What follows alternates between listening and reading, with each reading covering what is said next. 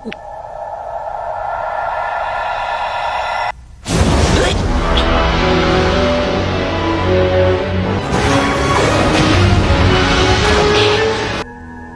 ka rin at naiwasan mo yun. Tingnan natin kung may iwasan mo to. Hehe!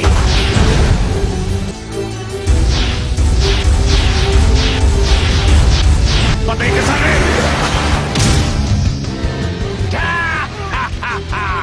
Nahuli na kita ngayon.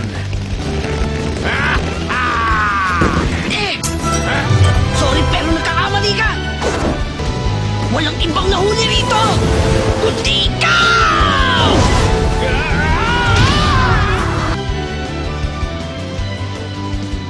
May gene siya ng ahas kaya siguro naman kaya niyang tumagal ng ilang araw nang hindi kumakain at hindi siya mamamatay sa gutom.